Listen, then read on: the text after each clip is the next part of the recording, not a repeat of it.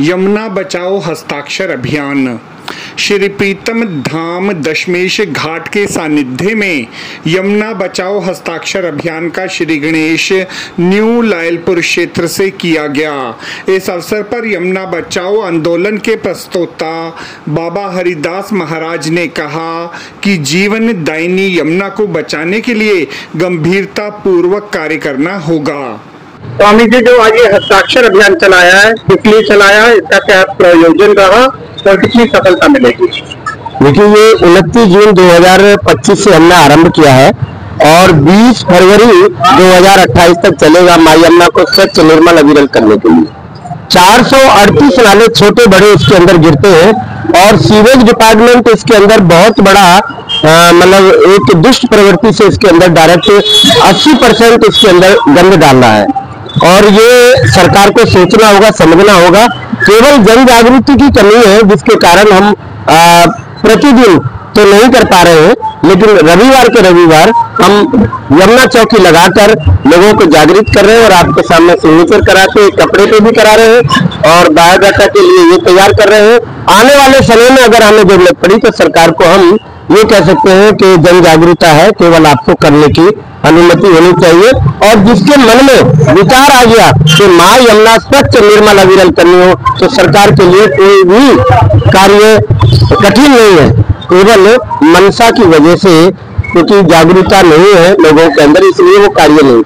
इस मौके पर हस्ताक्षर अभियान में मौजूद रहे स्वामी जी ने स्पष्ट रूप से कहा कि नदियों में अपशिष्ट पदार्थों को प्रवाहित नहीं करना चाहिए व सरकार को भी चाहिए कि इस दिशा में कठोर कदम उठाए।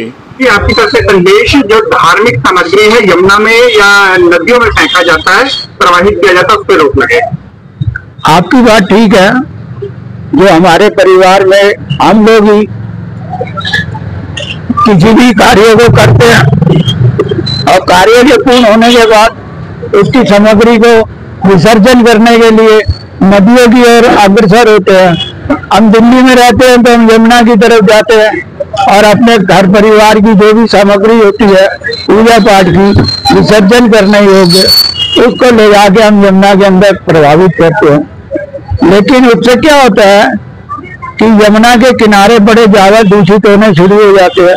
उसमें कई चीजें ऐसी होती है जो यमुना में मिक्स नहीं हो सकती, पानी में गल नहीं सकती, उन चीजों का विसर्जन नहीं होना चाहिए। वहाँ एक जगह एकत्रित करके कोई ऐसा साधन बनाना चाहिए जिससे वो उनका निरादर भी ना हो और हमारी जो धार्मिक भावना है उसको भी ठेस ना पहुंचे। इस प्रकार का प्रोग्राम अगर सरकार यमुना के किनारे कराती है तो बहुत ही अच्छा है।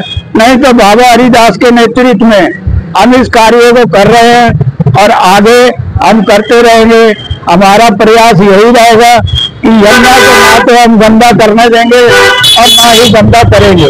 इस अवसर पर अपने प्रवचनों से समाज को सन्मार्ग दिखलाने वाले आचार्य श्री ने कहा कि प्रत्येक मनुष्य को यमुना नदियों सहित अपने आचरण को भी शुद्ध रखना चाहिए। आचार्य जी, आपकी तरफ से संदेश के जो आम लोग हैं वो धार्मिक सामग्री को यमुना नदी में प्रवाहित ना करें, मेरा अनुरोध यही है। बाकी सभी लोग स्वयं में ज्ञानवान हैं, जान करके भी गलती करते हैं, ये सबसे बड़ी गलती होती है। बाबा हरिदास जी महाराज पूरे समाज को यही जागृति देना चाहते हैं कि भाई जानते हुए भी गलती ना करें। किसी भी कूड़े करकट को आप ऐसी जगह डालें जहां पर वहां डालने से अव्यवस्था ना हो। कोई भी कूड़ा हो, आप समझिए कि एक भौतिक कूड़ा है, बाह्य कूड़ा है, उसके डालने से गंदगी फैलती है। आप अपने विचारों की भी शुद्धि अगर आप करते हैं तो आपका मन मस्तिष्क भी शुद्ध होता है। तो इसी रूप में यमुना ही नहीं, अभी तो पूरा समाज शुद्ध हो, ऐसे संस्कारों से युक्त होकर के आप कार्य करें, समाज में शुद्धि हो, ऐसी हमारी कामना है और विचार भी आप लोगों तक प्रस्तुत इस है। मौके पर उपस्थित जनों ने स्पष्ट कहा कि राष्ट्रीय राजधानी क्षेत्र दिल्ली में मौजूद नदी नाले भी जीवनदायिनी नदियों व अन्य जल स्रोतों को गंदा करने के कार्य में लगे हैं।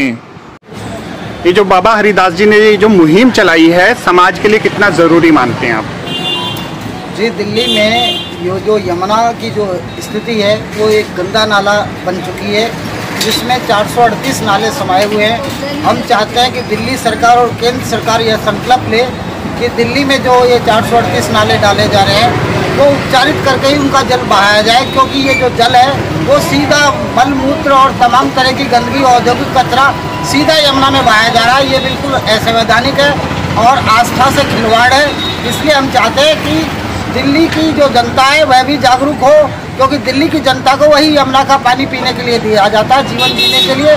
ऐसी स्थिति में उसमें कुछ ऐसे अवशेष रह जाते हैं जिसके कारण दिल्ली की जनता बहुत अस्वस्थ है और दिल्ली की जनता में तमाम तरह की बीमारियों का अनुपात लगातार बढ़ता चला जा रहा है।